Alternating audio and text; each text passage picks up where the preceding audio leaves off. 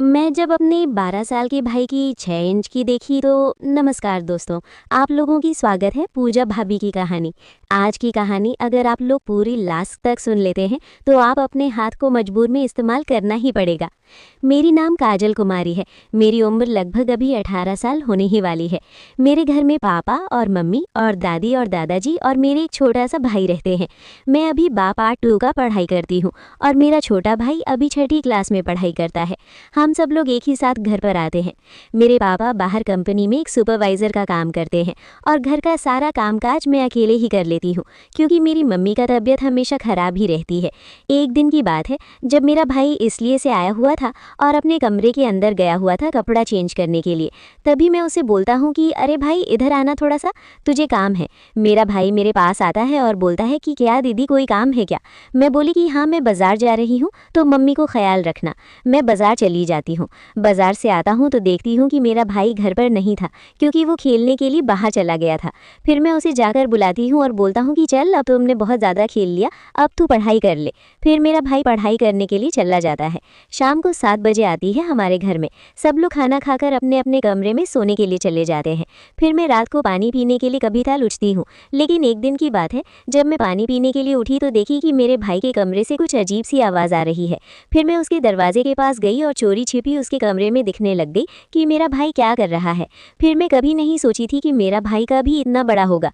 फिर मैं उसका देखकर अपने कमरे के अंदर आ जाती है और सोने की कोशिश करने लग जाती हूँ, लेकिन मुझे नींद कहाँ आ रही थी। जब से मैंने उसका देखी थी तब से मेरे मन में एकदम से बेचैनी सी हो गई थी क्योंकि मेरे भाई का उम्र अभी बहुत ज़्यादा काम है और उसका काम से कम तो 6 इंच से भी बसी होगा। बस यही चीज़ मुझे रात को सोने नहीं दे रही थी। फिर सुबह होते ही मैं खाना बनाने के लिए जा ही रही थी तभी मुझे चक्कर आ जाती है और मैं वहीं पर गिर जाती हूँ। तभी मेरा भाई दौड़कर आता है और मुझे उठाने लग जाता है। उठाकर मेरे कमरे के अंदर निकल चला जाता है और मेरे चेहरे पर पानी करने लग जाता है। फिर मेरी होश आता है तो मैं देखती हूँ कि मैं तो हॉस्पिटल में आ गई हूँ। तभी मेरा भाई बोलता है कि दीदी अब आपकी तबीयत कैसी है। मैं बोलता हूँ कि ठीक है। तभी वो बोलता है कि ये सब कैसे हो गया अचानक से। तभी मैं बोली कि ये सब तेरी वजह से हुआ है।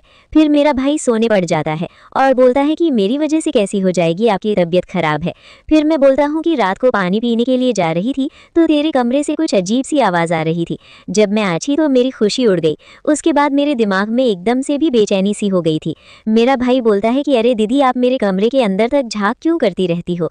तभी मैं उसे बोलता हूँ कि अरे भाई तू ये सब करना छोड़ दे, नहीं तो तुझे बहुत बड़ा नुकसान हो जाएगा। अगर तू इसी तरह करता रहेगा तो आने वाले समय में तेरी शादी भी नहीं हो पाएगी। तभी मेरा भाई बोलता है कि तू इतना चिंता क्यों कर रही है, मेरा छोटा सा थोड़ी ना है कि मेरी शादी नहीं होगी, मेरी तो इतनी बड़ी है कि कोई भी देखकर इसका मज़ा लेने के लिए कुछ भी कर जाएगी। फिर मैं बोलता हूँ कि ठीक है, फिर तेरी इतनी कम उम्र में भी इतना बड़ा है तो जब तू जवान होगा तो तेरी कितनी बड़ी होगी। तभी मेरा भाई बोलता है कि अरे दीदी उम्र से कुछ नहीं होता है। मैं बोली कि ऐसी बात है क्या, तू मेरे से ज़्यादा जानता है क्या। तभी मेरा भाई बोलता है कि दीदी आपने बायोलॉजी पढ़ी है कि नहीं। मैं बोली कि थोड़ा बहुत पढ़ी हूँ लेकिन उनसे क्या लेना देना है। तभी मेरा भाई बोलता है कि दीदी अगर आप आज बायोलॉजी पढ़ी होती तो आपको शायद ये सब बात मेरे से नहीं पूछनी पड़ती। मैं बोली कि तू शायद सही ही बात बोल रहा है। इतना कहकर मेरा भाई वहाँ से चला जाता है। फिर हम सब हॉस्पिटल से घर पर आ जाते हैं। फिर सुबह होते ही मैं देखती हूँ कि भाई नहाने के लिए जा रहा था। फिर मैं उसके ऊपर ही नज़र रख रही थी। मैं देखना चाहती हूँ कि मेरा भाई कितना देर तक नहाकर बाहर निकलता है। लगभग आधा घंटा हो गई थी, फिर भी मेरा भाई बाहर नहीं निकला था नहाकर। फिर मैं आछी तो वो अपने वाला ही काम कर रहा था। फिर मैं बोली कि ये सब कुछ छोड़ेगा कि नहीं।